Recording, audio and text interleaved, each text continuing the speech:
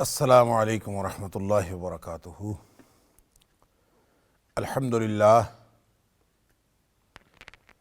الحمدللہ وکفا وسلام علی عبادہ الذین اصطفیٰ۔ اشہد ان لا الہ الا اللہ وحدہ لا شریک لہ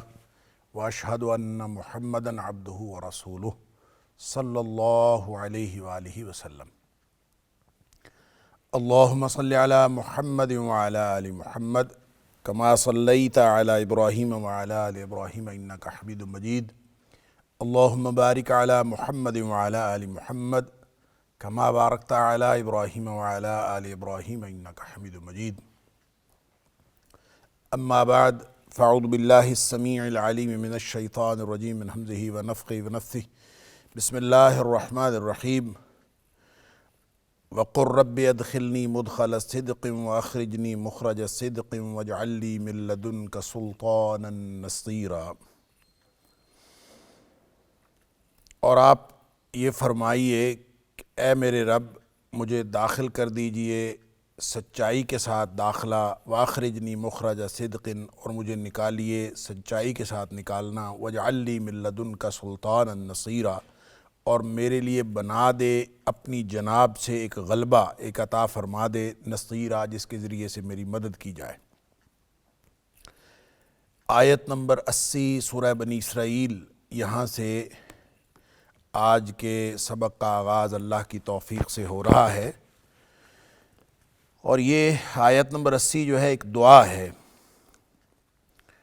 اور یہ نبی اکرم صلی اللہ علیہ وسلم کو دعا سکھائی گئی کہ اے رب مجھے داخل کر سچائی کے ساتھ داخلہ، اور مجھے نکال اور سچائی کے ساتھ میرا نکالنا ہو۔ اور یہ بات جو، اور پھر ساتھ غلبہ بھی اللہ تعالیٰ سے مانگا اور اس کی اللہ کی مدد بھی مانگی۔ اس سے ماقبل کی آیت جو ہم گزشتہ سبق میں بڑی تفصیل کے ساتھ پڑھ آئے ہیں کہ وَمِنَ اللَّيْلِ فَتَہَجَّدْ بِهِ نَافِلَةً لَكَ عَسَىٰ أَن يَبْعَثَكَ رَبُّكَ مَقَامًا مَحْمُودًا، کہ ہو سکتا ہے کہ تیرا رب تجھے مقام محمود پر مبعوث کر دے۔ یہ جو عسیٰ ہو سکتا ہے، میں نے پہلے بھی عرض کیا تھا کہ قرآن میں جہاں کہیں یہ لفظ استعمال ہوا ہے تو یہ ویسے عربیت کے اعتبار سے شک کا اور امید کا فائدہ دیتا ہے، لیکن قرآن میں یہ یقین کا فائدہ دیتا ہے، یعنی یقینی طور پر اللہ تعالیٰ آپ کو مقام محمود پر مبعوث فرما دے گا۔ مقام محمود کیا ہے، اس کے حوالے سے تفصیل سے گفتگو ہو چکی، بس یہ اعادہ تھوڑا سا کر لیجئے کہ مقام محمود کا لفظی معنی ہے تعریف کیا گیا مقام، یا ایسی پوزیشن جو تعریف کی گئی ہو، یعنی بہت ہی یعنی قابل تعریف مقام اللہ تعالیٰ عطا فرمائے گا۔ اس سے مراد نبی اکرم صلی اللہ علیہ وآلہ وسلم کے لیے وہ مقام ہے جو آپ صلی اللہ علیہ وسلم نے فرمایا کہ جنت الفردوس کے اوپر ایک جگہ ہے، ایک مقام ہے جو صرف ایک ہی شخص کو ملے گا، اور میں امید کرتا ہوں کہ میں ہوں۔ اسی مقام کا نام وسیلہ بھی ہے، جو اذان کے بعد پڑھی جانے والی دعا جو نبی کریم صلی اللہ علیہ وسلم نے سکھائی، اور سکھائی بھی اس لیے کہ جو شخص اذان سنے غور کے ساتھ اور جیسے جیسے مؤذن کہتا ہے اس کے ساتھ وہ کلمات کہتا جائے، اور اس کے بعد درود شریف پڑھ کے میرے اوپر یہ دعا پڑھے کہ جس میں یہ ذکر ہے کہ اللہ نبی اکرم صلی اللہ علیہ وسلم کو وسیلہ عطا فرما دے، اور ساتھ ہی مقام محمود کی بھی بات ہے، وَبَعَثْهُ مَقَامًا مَحْمُودًا الَّذِي وَعَدتَّهُ، اور ان کو اس مقام محمود پر فائز فرما جس کا تو نے وعدہ فرمایا ہے۔ تو گویا وسیلہ اور مقام محمود ایک ہی چیز کے دو نام بھی ہو سکتے ہیں، اور مقام محمود حشر کے دوران نبی اکرم صلی اللہ علیہ وآلہ وسلم کو جو امت کو شفاعت کا اذن ملے گا اللہ کی طرف سے، اس موقع پر گویا نبی اکرم صلی اللہ علیہ وآلہ وسلم ایسی پوزیشن میں ہوں گے جس کو مقام محمود کہا گیا، جہاں پہ اللہ کی تعریفیں کی جائیں گی، اور اللہ تعالیٰ نبی اکرم صلی اللہ علیہ وآلہ وسلم کو شفاعت کا اذن عطا فرمائیں گے، اس کو بھی مقام محمود کہا گیا۔ تو یہ دونوں باتیں ہوں، یا یہ الگ الگ اپنی اپنی جگہ پر یہ دونوں ٹھیک ہوں، یا ایک ہی جگہ کے دو نام ہوں، بہرحال ہیں یہ نبی اکرم صلی اللہ علیہ وسلم کے لیے خاص۔ لیکن اس کا ایک عام معنی بھی ہے، اور خاص طور پہ جب ہم اس دعا کا ذکر کرتے ہیں تو اس دعا کے ساتھ وہ عام معنی کی جو عمومیت ہے وہ اور زیادہ اہمیت اختیار کر جاتی ہے، اس لیے کہ اگر یہ خاص معنی ملیں گے تو پھر اگلی دعا بھی نبی اکرم صلی اللہ علیہ وسلم کے لیے خاص ہوگی کہ اے نبی صلی اللہ علیہ وسلم آپ دعا فرمایا کریں کہ اللہ تعالیٰ آپ کو گویا وہ مقام محمود کا داخلہ عطا فرمائے۔ تو گویا وہاں پہ مبعوث ہونے کی دعا ہے جس کا ذکر مسلسل اس کے یعنی سیاق و سباق کے اعتبار سے یہ جو رب ادخلنی مدخل صدق واخرجنی مخرج صدق ہے، یہ دعا کا تعلق گویا نبی اکرم صلی اللہ علیہ وسلم کے مقام محمود پر فائز ہونے کے ساتھ ہے۔ یہ خاص مفہوم ہے، اور لیکن اس کا جو دوسرا عمومی مفہوم ہے، یا پھر رب ادخلنی مدخل صدق کی جو شان نزول میں جو روایات آئی ہیں حدیث کے اندر، اس کا بھی ذکر کرتے ہیں کہ اس سے مراد کوئی خاص واقعہ ہے جیسا کہ بیان کیا جاتا ہے، یا پھر اس کے اندر بھی عموم ہے۔ تو اس عموم کو یعنی خصوص کو تو ایک طرف نبی اکرم صلی اللہ علیہ وسلم کے مقام محمود کے اوپر فائز ہونے کی بات ہے، اور دوسری اس کی خصوصیت امر واقعہ کے ساتھ شان نزول کے ساتھ بھی ہے جو میں ابھی عرض کروں گا۔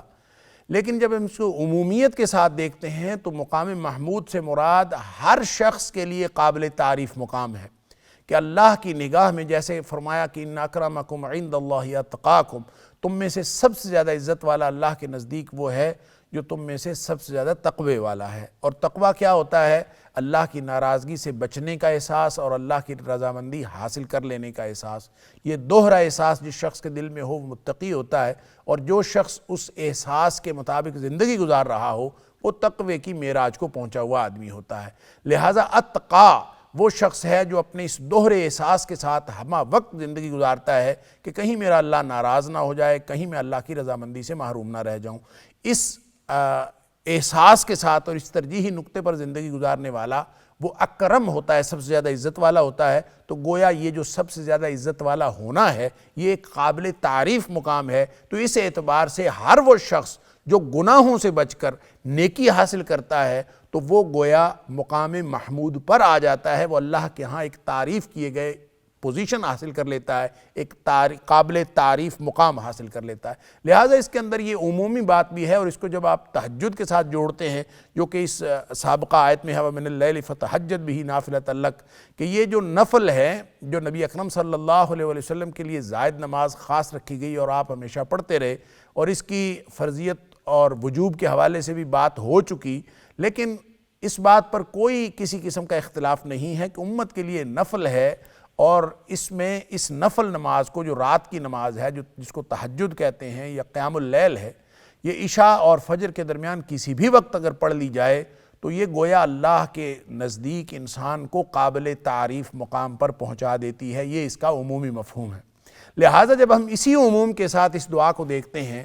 وَقُلْ رَبِّ أَدْخِلْنِي مُدْخَلَ صِدْقٍ وَأَخْرِجْنِي مُخْرَجَ صِدْقٍ وَاجْعَلْ لِي مِن لَّدُنكَ سُلْطَانًا نَصِيرًا۔ تو اب آپ اس سیاق و سباق میں جب ہم اس کو دیکھتے ہیں تو لگتا یہ ہے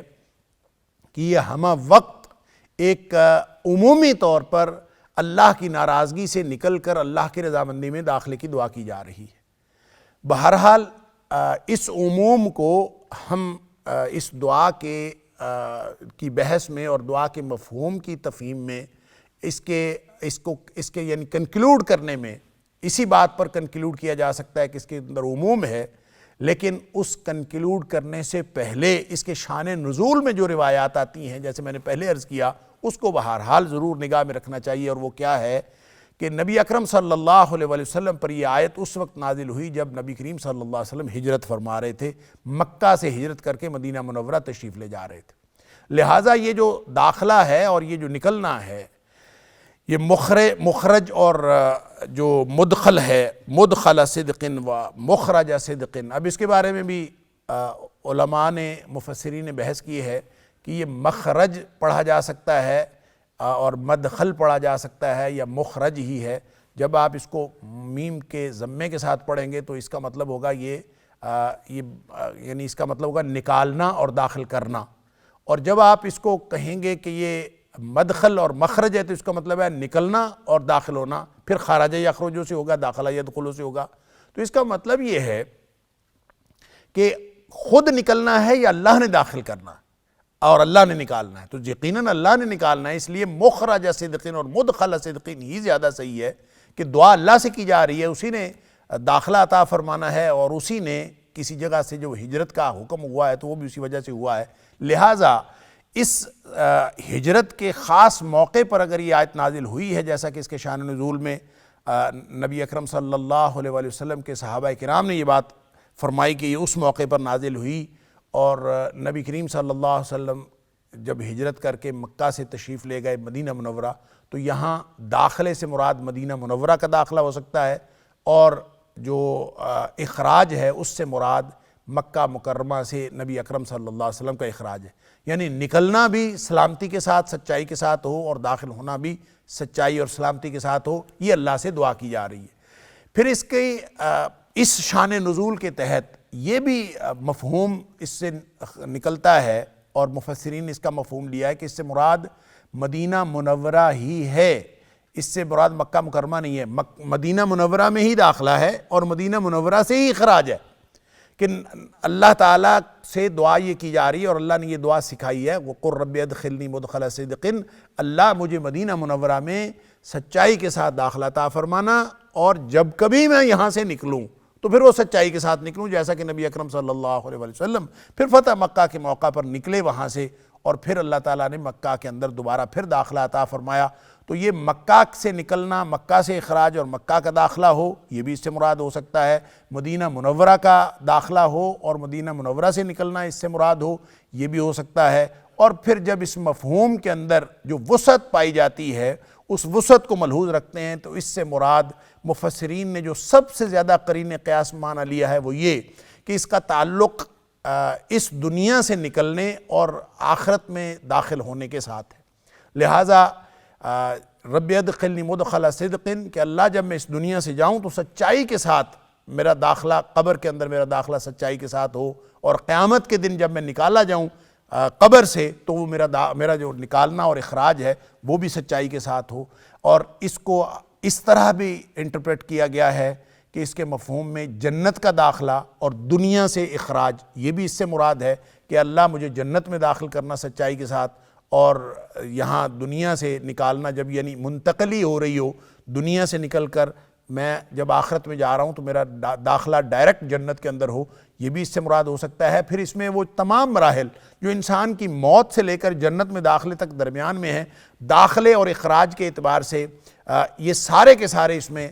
شامل ہو سکتے ہیں، کہ آپ اس کو قبر میں شامل کر لیں کہ قبر کا داخلہ اور قبر سے نکلنا، حشر کا داخلہ اور حشر سے نکلنا، اور اسی طرح سے پل صراط سے کو عبور کرنا کہ اللہ داخلہ بھی سچائی کے ساتھ ہو اور اس سے نکلنا بھی سچائی کے ساتھ ہو، علی ھذا القیاس۔ یہ سارے کے سارے مراحل سکپ بھی ہو سکتے ہیں، اللہ کی قدرت سے کچھ بعید نہیں ہے۔ جس شخص کی یہ دعا قبول ہو گئی ہو اور اللہ تعالیٰ اس کی یہ دعائیں قبول کرے، اور یقیناً جس نے سکھائی ہیں اس نے قبول کرنے کے لیے ہی سکھائی ہیں کہ یہ دعا کرتے رہو، تو ہو سکتا ہے کہ اس دنیا سے انسان کا جب نکلنا ہو، اخراج ہو، تو جب انتقال تبادلہ ہو رہا ہو تو درمیان کے مراحل اللہ تعالیٰ ویسے سکپ کر دے، یا ہر مرحلہ جنت کا دیباچہ بن جائے، تو اس کا یہاں سے داخلہ جو ہے وہ ڈائریکٹ جنت میں ہو۔ یہ ممکن ہے کیونکہ نبی اکرم صلی اللہ علیہ وآلہ وسلم کی بعض احادیث بھی اس کی طرف رہنمائی کرتی ہیں، جیسا کہ آپ نے فرمایا کہ جو شخص ہر فرض نماز کے بعد آیت الکرسی کی تلاوت کرتا ہے تو اس کے اور جنت کے درمیان صرف موت کا فاصلہ رہ جاتا ہے، گویا ادھر موت آئی اور ڈائریکٹ جنت میں داخلہ۔ تو اس کا مطلب یہ ہے کہ اللہ تعالیٰ قبر کے اندر اور برزخ کے حالات بھی جنتیوں جیسے بنا دے گا، یہ بھی اس کا معنی ہو سکتا ہے، اور یہ بھی معنی ہو سکتا ہے کہ درمیان والے مراحل جو ہیں اہل ایمان کے لیے ویسے ہی ختم ہو جائیں اور اللہ تعالیٰ ڈائریکٹ جنت عطا فرما دے۔ اور اب آ جائیے اس کے اس عمومی مفہوم، یعنی یہ سارے مفاہیم اس کے اندر شامل ہیں، اور ایک عمومی مفہوم کہ اللہ مجھے ان امور سے نکلنا نصیب فرما سچائی کے ساتھ جو امور تیری ناراضگی کا باعث بن سکتے ہیں، اور ان امور میں داخلہ عطا فرما جو امور تیری رضامندی مجھے عطا کر سکتے ہیں۔ گویا مقام محمود کے ساتھ اور اس عمومی مفہوم کے ساتھ اس کا تعلق ہے کہ اللہ مجھے برائیوں سے نکلنا نصیب فرما سچائی کے ساتھ، اور مجھے نیکیاں حاصل کرنے اور نیکیوں میں داخل ہونے کی توفیق عطا فرما اور مجھے نیکی کے سفر میں داخل کر دے اور نیکی کرنے والوں میں داخل کر دے۔ تو یہ گویا اس کو آپ اگر اس عموم کے ساتھ دیکھتے ہیں، ہر برائی سے نکلنا اور ہر نیکی حاصل کرنا تاکہ مجھے بھی مقام محمود یعنی قابل تعریف مقام حاصل ہو جائے، تو اس عموم کی گنجائش بھی ہے۔ امام قرطبی علیہ الرحمہ یہ سارے مفاہیم جو اس سے اخذ ہوتے ہیں اور مختلف مفسرین نے منشن کیے ہیں، اس کا تذکرہ کرنے کے بعد وہ کہتے ہیں کہ چونکہ یہ دعا ہے اور دعا کے اندر یہ ساری باتیں شامل ہوتی ہیں، اور جو شخص اس سے جو بھی مراد لے کے دعا کرے گا اس کی دعا قبول ہوگی، اور دعا کی عمومیت کے اندر یہ ساری کی ساری باتیں اور سارے مفاہیم بیک وقت شامل ہوتے ہیں۔ لہٰذا اللہ سے جب دعا کی جاتی ہے تو اللہ تعالیٰ نے ویسے بھی جو دعائیں سکھائی ہیں وہ ساری کی ساری جامع دعائیں ہیں، اس میں ہر چیز آ جاتی ہے۔ ربنا آتینا فی الدنیا حسنہ وفی الآخرۃ حسنہ وقنا عذاب النار۔ اب آپ اس دعا کو بھی دیکھیں، اس دعا کی جامعیت کو دیکھیں تو اس میں داخلہ بھی اور اخراج بھی اس کے اندر شامل ہے، اور داخلہ اور اخراج کئی قسم کا ہے۔ لہٰذا دنیا میں بھی انسان اپنی روزمرہ زندگی میں مختلف کسی قسم کی سچویشن سے نکلتا ہے، مختلف قسم کی سچویشنز میں داخل ہوتا ہے، تو بالکل یہ زمانی اور مکانی اعتبار سے جتنی بھی سچویشنز انسان کو زندگی میں درپیش ہوتی ہیں، اس دعا کا تعلق ان تمام سچویشنز کے ساتھ بھی ہے۔ لہٰذا یہ دعا کرتے رہنا چاہیے۔ اللہ تعالیٰ نے نبی اکرم صلی اللہ علیہ وسلم کو سکھائی، در حقیقت پوری امت کو، پوری انسانیت کو سکھائی کہ وَقُلْ رَبِّ ادْخِلْنِي مُدْخَلَ صِدْقٍ وَأَخْرِجْنِي مُخْرَجَ صِدْقٍ وَاجْعَلْ لِي مِن لَّدُنْكَ سُلْطَانًا نَصِيرًا۔ اللہ مجھے جہاں بھی داخلہ نصیب ہو، جو چیز جہاں میرا داخلہ میرے لیے بہتر ہے اور جہاں تو مجھے داخل کرنا چاہے، مجھے سچائی کے ساتھ وہ داخلہ عطا فرما۔ وہ میری زمانی کیفیت ہو یا مکانی طور پر کوئی ایسی سچویشن ہو، تو میرا داخلہ عزت کے ساتھ، احترام کے ساتھ، سچائی کے ساتھ، امانت کے ساتھ، دیانت کے ساتھ ہو، اور اسی طرح جب میں کسی سچویشن سے نکلوں تو نکلنا بھی سچائی کے ساتھ ہو، گویا میرا جینا مرنا، میرا اٹھنا بیٹھنا سب کچھ سچائی کے ساتھ ہو۔ جیسے فرمایا ابراہیم علیہ السلام سے یہ کہلوایا تھا کہ ان صلاتی و نسکی و محیای و مماتی للہ رب العالمین، کہ سب کچھ میرا جینا مرنا، میری نماز، میری قربانی سب اللہ کے لیے ہے۔ تو لہٰذا انسان اس دعا کے ساتھ اصل میں اپنے آپ کو ہر وقت تیار کرتا ہے گناہوں سے نکلنے کے لیے اور نیکیاں حاصل کرنے کی تگ و دو میں شامل ہونے کے لیے اب ہر وقت اپنے آپ کو تیار کرتا ہے۔ تو دعا دراصل انسان کے کردار کی تبدیلی کی بنیاد ہوتی ہے۔ دعا سے انسان کوئی یعنی سچویشنز نہیں بدلتا مستقبل کی، انسان اپنے آپ کو بدلتا ہے۔ وہ جیسے اقبال نے کہا تھا کہ تیری دعا سے قضا تو بدل نہیں سکتی، مگر ہے اس سے یہ ممکن کہ تو بدل جائے۔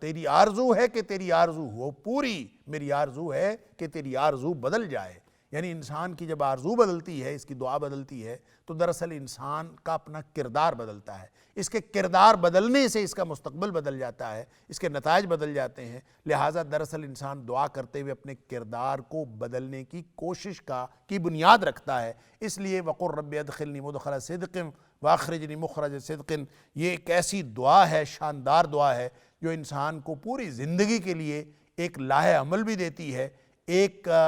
فکری منہج بھی دیتی ہے، اور ایک زندگی گزارنے کا ایک ایسا شاندار طریقہ ہاتھ آتا ہے کہ انسان ہمیشہ اللہ سے دعا کرتا رہے کہ اللہ میں گھر میں میرا داخلہ ہو، یا میرا باہر گلی میں داخلہ ہو، یا میرا اپنے دفتر میں داخلہ ہو، یا میرا اپنے کاروباری جگہ پر داخلہ ہو، یا اللہ جہاں بھی میرا داخلہ ہو سچائی کے ساتھ ہو، جہاں سے بھی میں نکلوں سچائی کے ساتھ نکلوں، سچویشنز اچھی ہوں یا سچویشنز بری ہوں، گویا ہر وقت ہر لمحہ انسان کو اللہ کی مدد کی ضرورت ہے، اللہ سے مانگتا ہے اس دعا کے ذریعے۔ تو یہ گویا اس قدر عمومی اور یہ اہمیت کی حامل دعا ہے کہ اس کا انسان کی پوری زندگی کے ساتھ تعلق ہے، باوجود اس کے شان نزول اور اس کے سیکوینس کی خصوصیت کے۔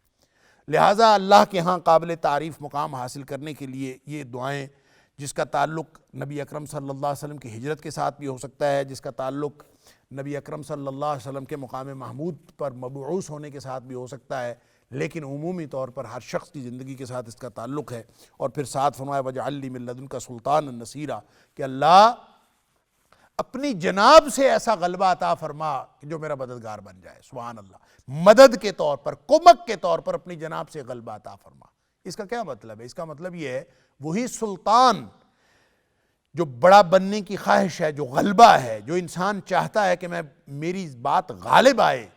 اور میں مغلوب نہ ہوں، تو یہ غلبہ انسان کو اللہ کی مدد سے ہی حاصل ہو سکتا ہے۔ انسان کی اپنی چودر سے کچھ نہیں ہوتا، انسان کی اپنی خواہش سے کچھ نہیں ہوتا، اللہ کی مدد سے حاصل ہوتا ہے۔ لہٰذا اللہ سے غلبہ مانگتے رہنا چاہیے جو انسان کا مددگار ہو۔ قدم قدم پہ اللہ کی مدد کی ضرورت ہے۔ لہٰذا جب یہ کہتا ہے وَاجْعَلْ لِي مِن لَّدُنْكَ سُلْطَانًا نَصِيرًا، اور اللہ اپنی جناب سے مجھے ایسا غلبہ عطا فرما، میں بات کروں تو میری بات کے اندر غلبہ ہو، میں کوئی کام کروں تو میرے کام کے اندر غلبہ ہو، میں قدم اٹھاؤں تو میرا قدم غالب آنے والا ہو، میں پوری دنیا کی طرف جہاں نگاہ اٹھاؤں تو میری نگاہ کے اندر وہ قوت ہو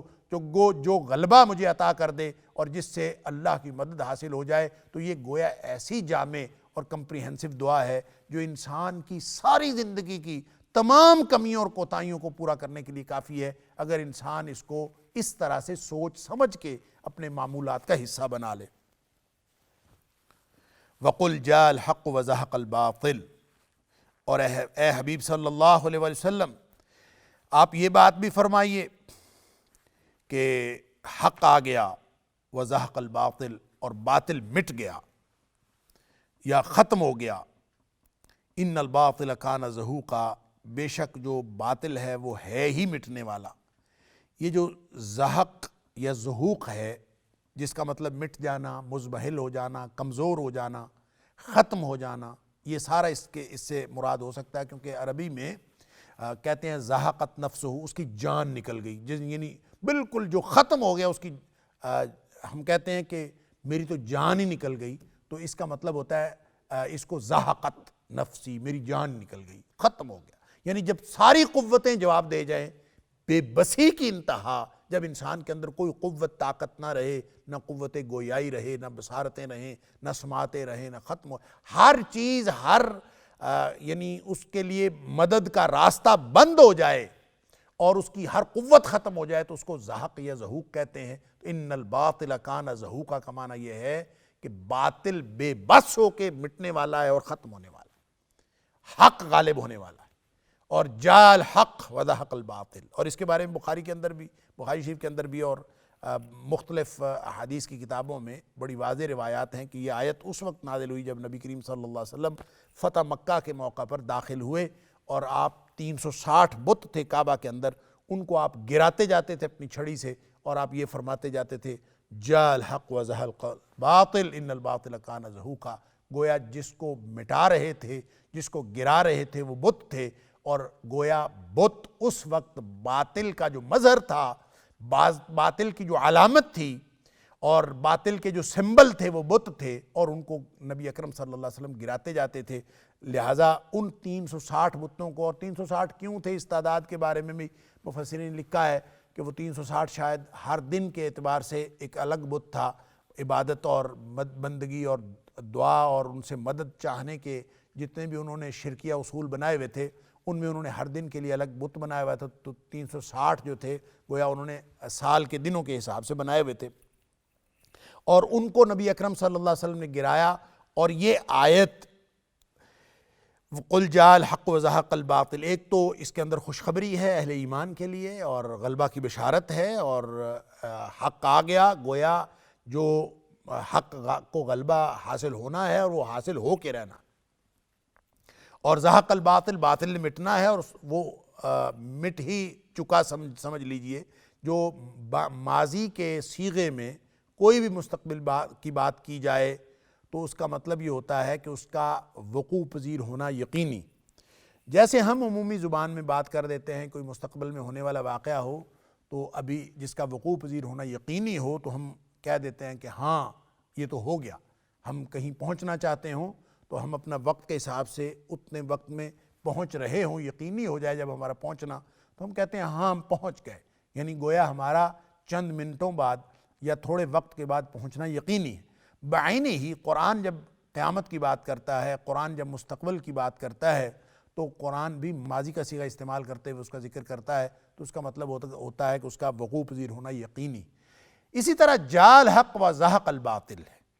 حق آ گیا، یعنی اس وقت مکی دور میں جب یہ صورت نازل ہو رہی ہے، تو اگرچہ اس کی بعض آیات کے بارے میں ہے کہ یہ مدینہ میں نازل ہوئیں، اور جب نبی اکرم صلی اللہ علیہ وسلم فتح مکہ کے موقع پر آئے، جس کے ساتھ اس کا شان نزول جڑا ہوا ہے، اور صحیح روایات موجود ہے کہ نبی کریم صلی اللہ علیہ وسلم نے یہ آیات اس وقت تلاوت فرمائی، یہ آیت اس وقت تلاوت فرمائی جب آپ 360 بتوں کو گراتے چلے جا رہے تھے، تو یہ واقعہ تو 8 ہجری میں پیش آیا، یعنی ہجرت مدینہ کے 8 سال بعد، تو یہ بالکل ممکن ہے کہ یہ آیت اسی وقت نازل ہوئی ہو اور یہ آیت مدنی ہو۔ تو بعض مکی صورتوں کی بعض آیات مدنی ہیں، اس لیے کہ ترتیب نزولی اور ہے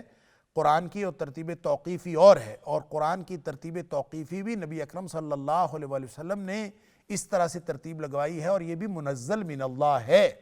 لہٰذا ایک سیاق و سباق وہ ہے جو ترتیب نزولی کے اعتبار سے، ایک قرآن کا سیاق و سباق وہ ہے جو ترتیب توقیفی کے اعتبار سے۔ ترتیب نزولی کا جو سیاق و سباق ہے وہ ترتیب اس وقت نزول کے اعتبار سے اہم تھی، اب قرآن کی تفہیم کے اعتبار سے یہی ترتیب اہم ہے جس ترتیب سے قرآن ہمارے سامنے موجود ہے، اور یہ بھی منزل من اللہ ہے۔ لہٰذا یہ آیت اگرچہ مدینہ میں نازل ہوئی ہو، لیکن یہاں اس سیاق و سباق کے ساتھ اس کا تعلق ہے کہ جب انسان یہ دعائیں کرتا ہے قُل رب ادخلنی مدخل صدق واخرجنی مخرج صدق واجعل لی من لدنک سلطانا نصیرا، کہ اللہ میرا داخلہ سچائی کے ساتھ، میرا نکلنا سچائی کے ساتھ، اور مجھے اپنی طرف سے غلبہ عطا فرما جو میرا مددگار ہو جائے۔ تو اس کو جیسا کہ شان نزول میں یہ آیا ہے کہ یہ ہجرت کے موقع پر نبی اکرم صلی اللہ علیہ وسلم نکلنا نہیں چاہتے تھے مکہ سے، آپ کو نکالا گیا، مجبور کیا گیا، اس موقع پر آپ نے یہ دعا کی، گویا واپس دوبارہ اسی شہر میں جو داخلہ تھا اس کو اگر اس کے مصداق قرار دیں، تو نبی اکرم صلی اللہ علیہ وسلم محض 8 برس بعد وہاں تشریف لائے اور پورے شان و شوکت کے ساتھ فاتح کی حیثیت سے وہاں داخل ہوئے، اور اس موقع پر آپ فرما رہے ہیں جاء الحق و زہق الباطل، تو گویا اس دعا کے اندر جس غلبے کا ذکر تھا اسی غلبے کا اظہار جاء الحق و زہق الباطل سے ہو رہا ہے۔ گویا انسان جب اللہ کی مدد سے ہر طرح کی سچویشنز میں اس سے عہدہ برا ہونا چاہتا ہے، اور ہر طرح کی سچویشن میں اللہ تعالیٰ کی مدد حاصل کرنا چاہ رہا ہوتا ہے اور اللہ سے دعائیں کرتا ہے، تو پھر اللہ تعالیٰ اس طرح غلبہ عطا فرماتا ہے جس طرح نبی اکرم صلی اللہ علیہ وسلم کو اللہ تعالیٰ نے غلبہ عطا فرمایا، اور آپ نے آتے ہی سب سے پہلا کام یہ کیا کہ بت توڑے۔ بت شرک اور کفر کے غلبے کی علامت تھے اور آپ نے اس کو توڑ دیا۔ امام قرطبی علیہ الرحمہ فرماتے ہیں کہ اس سے یہ بات مراد ہے، اس سے یہ دلیل ہے اس آیت سے ملتی کہ معصیت اور نافرمانی، یعنی اللہ کی معصیت اور نافرمانی اور باطل کی ہر نشانی وہ مٹا دینا اور اس کو توڑ دینا یہ ضروری ہے۔ یہ آیت اس پر دلیل کہ نبی کریم صلی اللہ علیہ وسلم نے سب سے پہلا کام یہ کیا کہ آ کے بت توڑے، کیونکہ وہ کفر اور شرک کے غلبے کی علامت تھے۔ لہٰذا دنیا میں کوئی بھی سچویشن ایسی ہو جائے کہ کہیں کوئی ایسی نشانی موجود ہو، کوئی علامت موجود ہو جو اللہ کی نافرمانی اور معصیت کی دلیل ہو اور اس کی نشانی کے طور پر معروف ہو، تو اس کو توڑنا ضروری ہے۔ جیسے نبی اکرم صلی اللہ علیہ وسلم نے حضرت خالد بن ولید رضی اللہ عنہ کو فتح مکہ کے بعد بھی بھیجا کہ فلاں جگہ پہ فلاں بت ہے، لات کو توڑ دو، منات کو توڑ دو، عزا کو توڑ دو، فلاں کو توڑ دو، فلاں کو، اور آپ نے بت توڑوائے کیونکہ وہ نشانی تھے غلبے کی۔ اور اسی طرح ایسی مورتیاں وغیرہ اور ایسی چیزیں اور ایسے آلات یا ایسے حتیٰ کہ برتن تک نبی کریم صلی اللہ علیہ وسلم توڑوا دیے جو باطل کی علامت تھے اور جس کے اندر یہ بات اللہ کی نافرمانی اور معصیت کا اظہار ہوتا ہو۔ تو کسی بھی معاشرے میں یہ بالکل ایک ریلیٹیو اور ایک اضافی گویا ایک سچویشن ہے اور اضافی حکم ہے جس کا تعلق سچویشن ٹو سچویشن مختلف ہوتا رہے گا۔ اگر کسی معاشرے میں کوئی ایک چیز اللہ کی معصیت اور نافرمانی کا اظہار کرتی ہے تو اس معاشرے میں اس کو توڑ دینا ضروری ہے اور اس کو مٹا دینا ضروری ہوگا، اور اگر کسی دوسرے معاشرے میں وہی چیز اللہ کی نافرمانی کا اظہار نہیں کرتی اور اللہ کی نافرمانی کے لیے استعمال نہیں ہوتی اور اللہ کی معصیت اس سے نہیں ٹپکتی اور وہ اس کی نشانی نہیں ہے تو اس کو چھوڑا بھی جا سکتا ہے۔ لہٰذا یہ بالکل امام قرطبی علیہ رحمہ کہتے ہیں اس میں یہ دلیل ہے، ہر وہ بات، ہر وہ چیز، ہر وہ نشانی، ہر وہ مورتی، ہر وہ مٹی کی چاہے بنی ہوئی ہو، چاہے وہ کسی بھی چیز کی بنی ہو، اس کو توڑ کر ضائع کر دینا ضروری ہے، سوائے ان چیزوں کے کہ جن کی آپ ہیئت چینج کر کے، ان کی ماہیت بدل کر ان کو استعمال میں لا سکتے ہو۔ مثال کے طور پر سونے اور چاندی وغیرہ کے جو بت بنے ہوئے ہوں، جو مورتیاں بنی ہوئی ہوں، ان کو آپ پگھلا کے اس کی ماہیت تبدیل کر کے اس کو استعمال میں لا سکتے ہیں، لہٰذا ان کو توڑ کے پھینکنا ضروری نہیں ہے، وگرنہ جو مٹی وغیرہ کی چیزیں ہیں جو اس طرح کی، ان کو تو توڑنا اور اس کے ملبے کو ضائع کرنا بھی ضروری ہے۔ البتہ جو چیز بعد میں قابل استعمال ہو سکتی ہے، اس میں لوہا بھی آ سکتا ہے، کوئی بھی دھات آ سکتی ہے، دھات کی ماہیت تبدیل کر کے آپ اس کو کسی اچھے طریقے سے استعمال کر سکتے ہیں۔ اسی طرح کوئی اگر جو بھی جس میٹیریل سے کوئی چیز بنی ہوئی ہے اس کی اگر ماہیت تبدیل کر کے اس کو استعمال میں لایا جا سکتا ہو تو اس کو استعمال میں لایا جانا چاہیے۔ البتہ باطل کی ہر نشانی کو مٹنا ہے، ان الباطل کان زہوقا، باطل ہے ہی کمزور کر کے مٹا دیے جانے کے قابل، لہٰذا اس کو ہمیشہ باطل کی ہر نشانی کو اس طرح سے مٹا دینا ضروری ہے۔ وَنُنَزِّلُ مِنَ الْقُرْآنِ مَا هُوَ شِفَاءٌ وَرَحْمَةٌ لِّلْمُؤْمِنِينَ وَلَا يَزِيدُ الظَّالِمِينَ إِلَّا خَسَارًا۔ اللہ اکبر! یہ جو غلبہ ہے،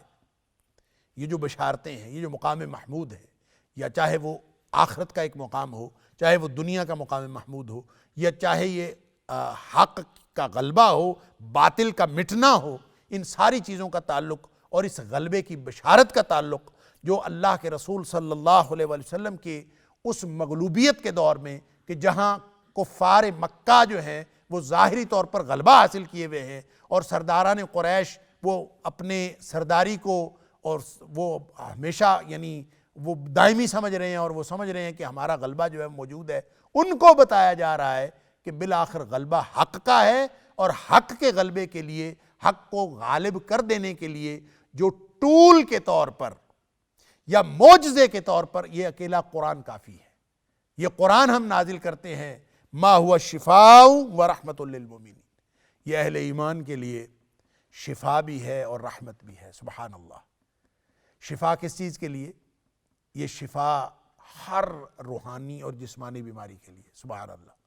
اس کا اولین معنی تو یہی ہے، یہ قرآن شفا ہے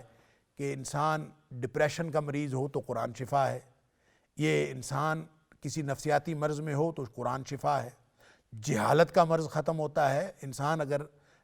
جہالت کے مرض میں مبتلا ہو تو اس قرآن سے ختم ہوتا ہے، کفر کے مرض میں مبتلا ہو تو قرآن سے ختم ہوتا ہے، نفاق کے مرض میں مبتلا ہو تو قرآن سے ختم ہوتا ہے، شک کے مرض میں مبتلا ہو تو قرآن سے ختم ہوتا ہے، ریب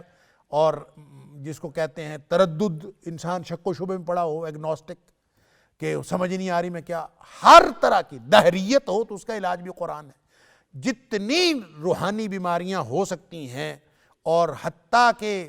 معجزات کی تفہیم ہو اور وہ تمام امور جو توحید پر دلالت کرتے ہیں ان کی تفہیم بھی اللہ تعالیٰ ہی عطا فرماتا ہے، اور اس کے عطا ہونے میں جو سب سے زیادہ جو چیز بنیادی کردار ادا کرتی ہے وہ اللہ کا قرآن۔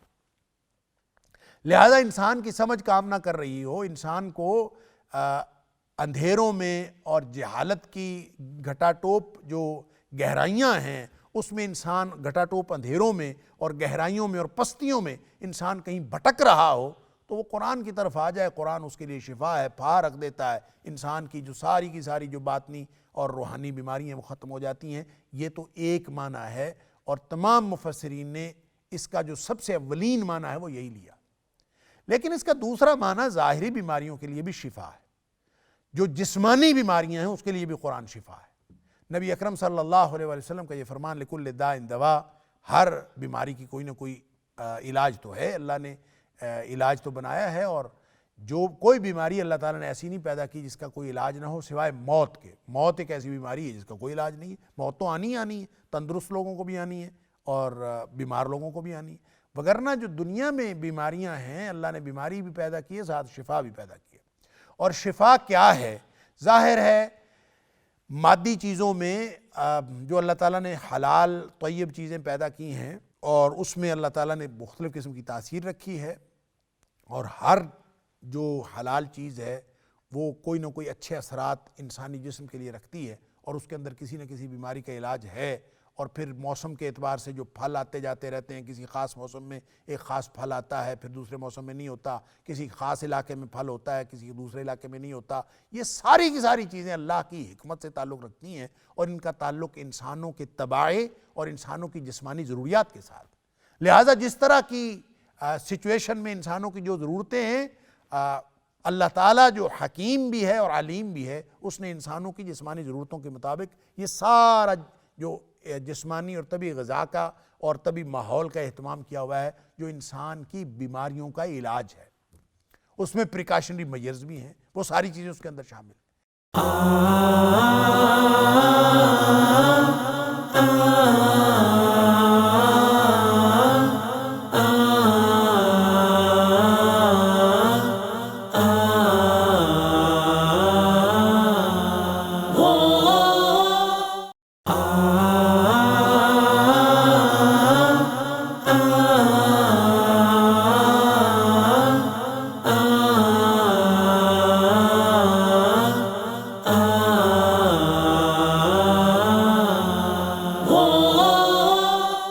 لیکن ان سب کے اوپر اللہ کا قرآن ہے،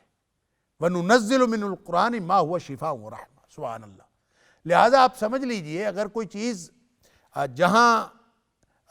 اللہ کی پیدا کی ہوئی کوئی دوا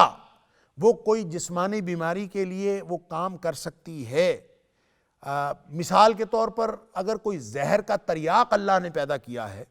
مثال کے طور پر اگر اللہ تعالیٰ نے کوئی پین کلر پیدا کیا ہے، اگر اللہ تعالیٰ نے کہ درد کی کوئی دوا بنائی ہے، اگر اللہ تعالیٰ نے جسم کا کوئی عضو آپ کا خراب ہو گیا، کوئی اللہ نخواستہ فالج ہو گیا، کوئی ایسی بڑی بیماری ہو گئی، اس کے لیے جیسے اللہ تعالیٰ نے دیگر دوائیں پیدا فرمائی ہیں اور کوئی نہ کوئی ذرائع پیدا کیے ہیں، ان سب کے اوپر جو اصل شفا اور رحمت ہے اہل ایمان کے لیے، وہ اللہ کا قرآن۔ لہٰذا ہر وہ چیز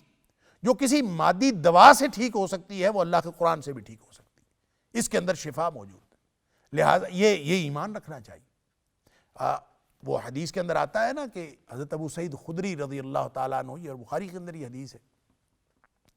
کہ جب کسی بستی میں گئے تھے، وفد تھا ان کا، صحابہ جا رہے تھے کسی سفر میں، تو کسی بستی والوں نے ان کی میزبانی کرنے سے انکار کر دیا۔ یہ بیچارے پریشان ایک طرف بیٹھ رہے،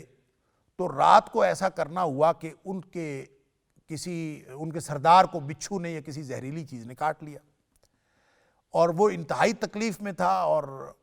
بعض روایات میں آیا کہ وہ بالکل ایسے تھا کہ وہ لوگ بھاگے بھاگے ان کے پاس آئے کہ جناب یہ آپ لوگ بظاہر اللہ والے محسوس ہوتے ہو، کوئی آپ میں کوئی رقیہ کرنے والا، کوئی دم کرنے والا شخص ہے، کیونکہ ہمارے سردار کو کسی بچھو وغیرہ نے، کسی زہریلی چیز نے کاٹ لیا ہے، اور وہ بالکل مرا جا رہا، اس کے بڑی حالت خراب ہے۔ تو ابو سعید خدری رضی اللہ تعالیٰ عنہ فرماتے ہیں کہ ہم نے ان سے کہا کہ نہیں، ہم دم تو کر دیں گے، لیکن پھر ہم معاوضہ لیں گے اس کا، یعنی مفت نہیں ہم نے دم کرنا، اس لیے کہ تم نے ہماری میزبانی نہیں کی، ہم بھی معاوضہ لیں۔ انہوں نے کہا جی ٹھیک ہے، ہم معاوضہ دیں گے۔ 30 بکریاں انہوں نے طے کی کہ آپ کو دیں گے۔ حضرت ابو سعید خدری رضی اللہ تعالیٰ عنہ فرماتے ہیں میں نے 7 دفعہ سورہ فاتحہ پڑھی، اور سورہ فاتحہ پڑھ کے اس کو دم کر دیا۔ اللہ اکبر! اور اللہ تعالیٰ نے اس کو صحت دے دی۔ جب اس کو صحت ہوئی تو انہوں نے 30 بکریاں بھی دی، اور 7 ضیافت کی، پورا وفد تھا ان سب کا کھانا کیا انہوں نے، سب نے کھانا کھایا، لیکن وہ جو 30 بکریاں تھیں جو طے کی تھیں کہ ہم تم سے لیں گے، وہ باقی صحابہ کرام نے لینے سے انکار کر دیا کہ یہ تو نبی کریم صلی اللہ علیہ وسلم سے پوچھے بغیر ہم نہیں لیں گے۔ تو پھر نبی کریم صلی اللہ علیہ وسلم کے دربار میں حاضری ہوئی، آپ سے جا کے پوچھا، پوری کہانی بتائی، تو نبی اکرم صلی اللہ علیہ وسلم نے فرمایا، پہلے تو یہ پوچھا ابو سعید خدری رضی اللہ تعالیٰ عنہ سے کہ تجھے کس نے بتایا کہ یہ جو سورہ فاتحہ ہے اس کے اندر شفا ہے اور اس میں دم ہے، انہا رقیہ، یہ سورہ فاتحہ دم ہے، یہ تمہیں کس نے بتایا؟ گویا دم ہے، اور نبی کریم صلی اللہ علیہ وسلم اس کو انڈورس کیا کہ تو نے ٹھیک دم کیا، اور اس میں دم ہے، یہ تمہیں کس نے بتایا؟ تو ظاہر ہے انہوں نے کہا اللہ کا قرآن ہے اور اللہ قرآن میں شفا ہے، اس لیے میں نے دم کر دیا۔ اور نبی کریم صلی اللہ علیہ وسلم کا یہ فرمان کہ آپ کو کس نے بتایا کہ یہ رقیہ ہے، وہ آپ نے انڈورس کر دیا۔ پھر آپ نے جب حضرت ابو سعید خدری رضی اللہ تعالیٰ سے یہ مکالمہ ہو گیا تو نبی اکرم صلی اللہ علیہ وسلم کی پوری بات جاننے کے بعد فرمایا کہ اس میں سے تم بھی کھاؤ وَأَطْعِمُونَا، اللہ اکبر، یہ جو بکریوں کا حصہ ہے یہ تم خود بھی استعمال کرو،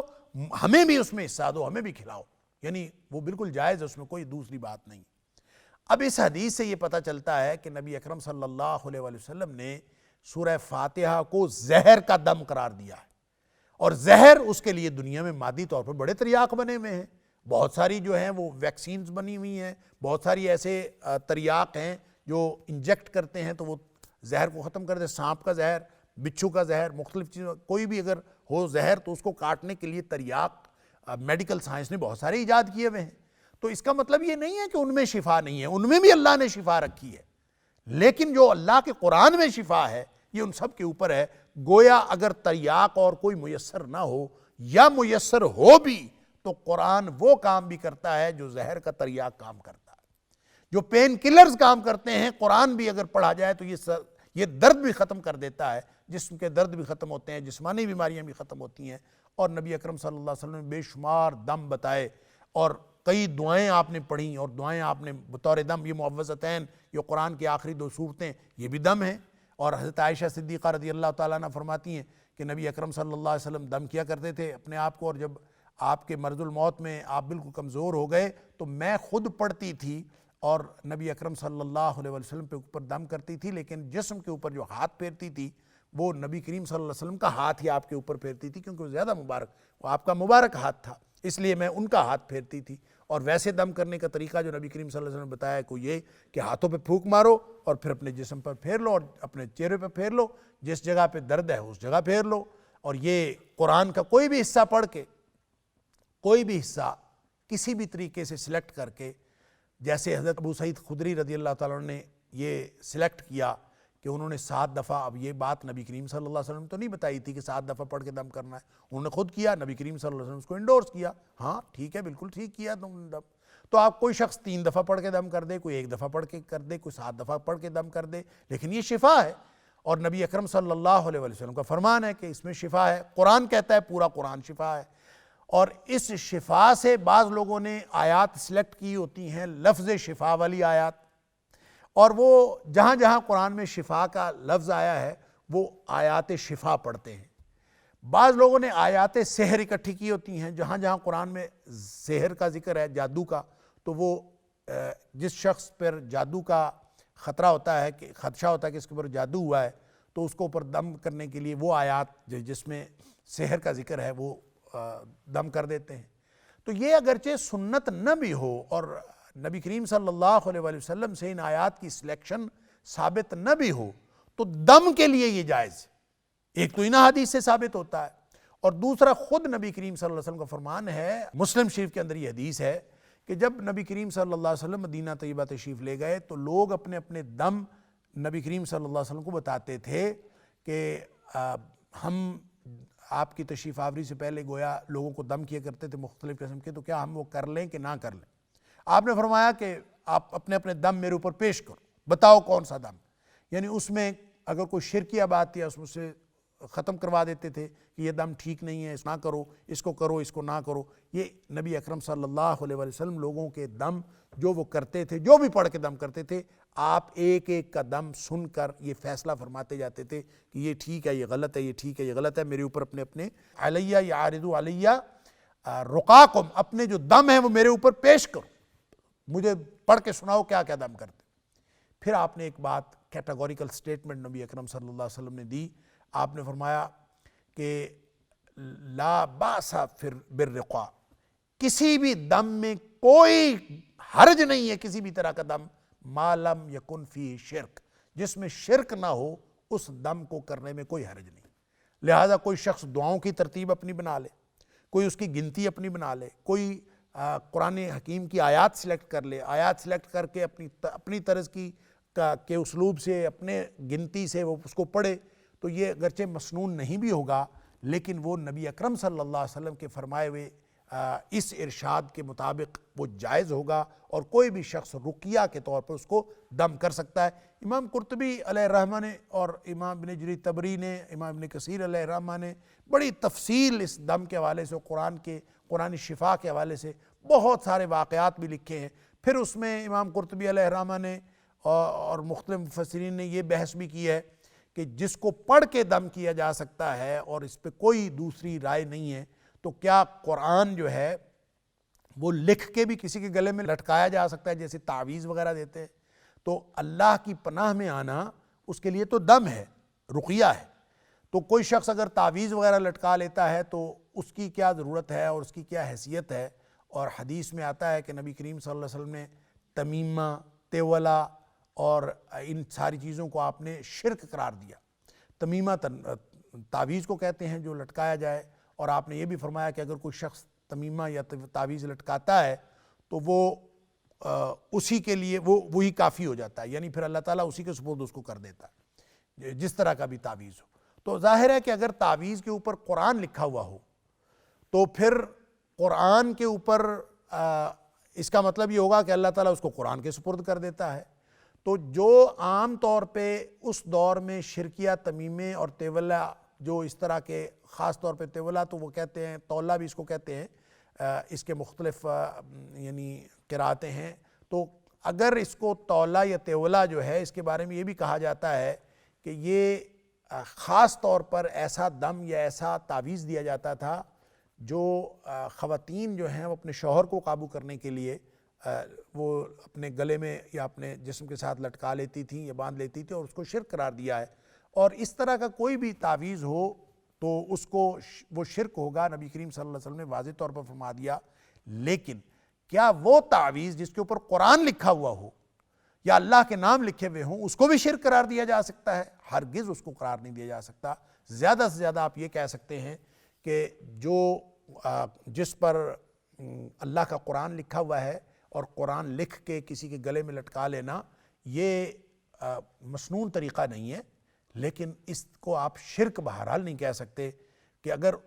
نبی کریم صلی اللہ علیہ وسلم کے فرمان کے مطابق لٹکائے ہوئے تعویذ کے سپرد اللہ تعالیٰ اس کو کر دیتا ہے، تو جس نے قرآن لکھا ہے تو قرآن کے سپرد اگر اللہ تعالیٰ اس کو کر دے تو قرآن اللہ کی صفات میں سے ایک صفت ہے، تو گویا اللہ ہی کے سپرد انسان ہوتا ہے، لہذا اس میں شرک والا کوئی شائبہ نہیں۔ اور اسی طرح امام قرطبی علیہ الرحمہ نے بہت سارے واقعات بھی صحابہ کرام کے اور تابعین کے لکھے ہیں کہ جو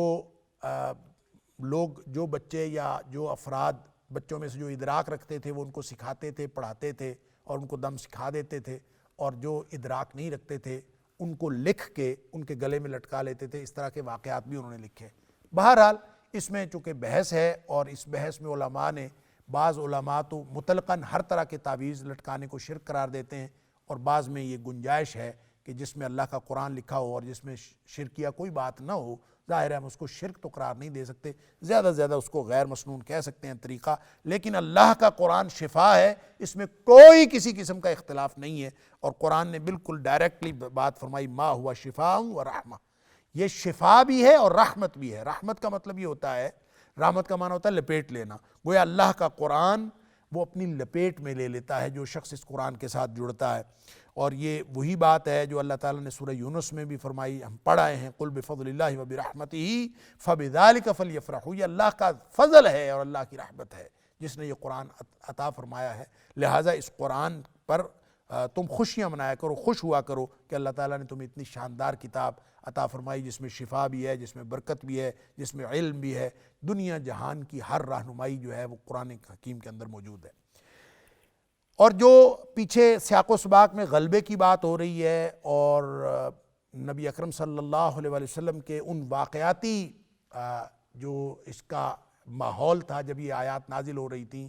تو اس وقت اہل ایمان کی جو کیفیات تھیں کہ قریشی سرداروں کی جو مزاحمتی تحریک تھی وہ عروج پر تھی، اور بظاہر اہل ایمان مغلوب تھے، ان کو غلبے کی بشارت بھی دی جا رہی ہے کہ حق آئے گا اور باطل ختم ہو جائے گا، اس لیے کہ باطل ہے ہی مٹنے والا، اور اس کا ذریعہ اور ٹول کیا بنے گا؟ اللہ کا قرآن بنے گا۔ سبحان اللہ، یہ وہی بات ہے جو نبی اکرم صلی اللہ علیہ وسلم فرمائی، عمر فاروق رضی اللہ تو اس کے راوی ہیں، ان اللہ تعالی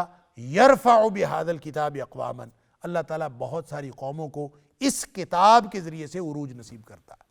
وَيَدَعُ بِهِ آخَرِينَ، بہت ساری قومیں زوال کا شکار ہو جاتی ہیں اسی قرآن کی وجہ سے۔ لہٰذا غلبہ کے لیے اور بطور معجزہ یہ قرآن ہی کافی ہے، اور قرآن کے ذریعے سے یہ اللہ تعالیٰ غلبہ عطا فرمائے گا۔ وَلَا يَزِيدُ الظَّالِمِينَ إِلَّا خَسَارًا، البتہ جو ظالم ہیں ان کو قرآن سے کوئی فائدہ نہیں ہوتا۔ اب قرآن سراسر رحمت ہے، قرآن سراسر شفا ہے، لیکن ظالموں کے لیے سوائے خسارے کے اور کچھ نہیں۔ اللہ اکبر، یعنی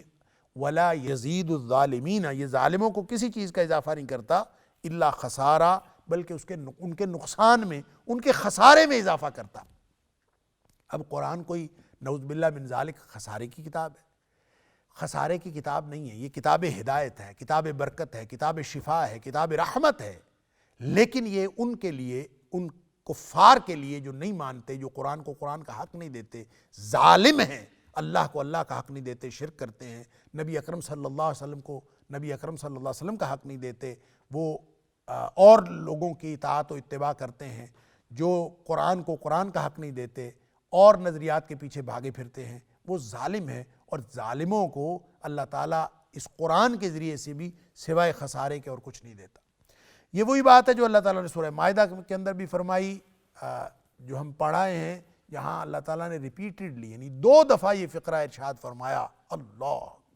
وَلَا يَزِيدَنَّ كَثِيرًا مِّنْهُمْ مَا أُنزِلَ إِلَيْكَ مِن رَبِّكَ طُغْيَانًا وَكُفْرًا۔ اللہ اکبر، کہ یہ قرآن جو ہے ان کافروں کی اکثریت کو، یعنی جو قرآن آپ کے اوپر اے حبیب صلی اللہ علیہ وسلم اللہ کی طرف نازل کیا جا رہا ہے، وَلَا يَزِيدَنَّ، یہ لازماً اضافہ کرے گا، کثیرا منہم، ان میں سے اکثریت کو، ان کافروں میں سے اکثریت کو کس چیز میں اضافہ کرے گا؟ طغیانا و کفرا، ان کی سرکشی میں اور ان کے کفر میں اضافہ کرے گا۔ یہاں فرمایا وَلَا يَزِيدُ الظَّالِمِينَ إِلَّا خَسَارًا، کہ کافروں کو، ظالموں کو سوائے خسارے کے اور کوئی چیز، کسی چیز میں اضافہ نہیں ہوتا۔ یعنی قرآن جو اہل ایمان کے لیے رحمت ہے، اہل ایمان کے لیے فضل ہے، اہل ایمان کے لیے شفا ہے، اہل ایمان کے لیے ہدایت ہے، اور اہل ایمان کے لیے برکت ہی برکت، فائدہ ہی فائدہ ہے، لیکن یہ اہل کفر کے لیے، اہل شرک کے لیے، ان کے لیے خسارہ ہی خسارہ ہے، اور ان کا طغیان بڑھتا ہے، ان کی سرکشی بڑھتی ہے، اور ان کا خسارہ بڑھتا ہے، اللہ اکبر، ان کا کفر بڑھتا ہے۔ گویا قرآن سے فائدہ لینے کے لیے، قرآن سے برکتوں کے حصول کے لیے، قرآن سے ہدایت کے حصول کے لیے انسان کو اپنا باطن صاف کرنا چاہیے، اپنی فکری تجرید کرنی چاہیے، مجرد، بالکل پچھلے خیالات کو چھوڑ کر اور بالکل خالی ذہن ہو کر اللہ کے قرآن کے ساتھ جڑنا چاہیے، تاکہ پچھلی وابستگیاں اس کے خسارے میں اضافے کا باعث نہ بنے، بلکہ وہ جتنا زیادہ اپنی سابقہ وابستگیوں سے منقطع ہو کے قرآن کے ساتھ جڑے گا، اتنا زیادہ اس کے لیے رحمت اور اس کے لیے شفا ہوگا۔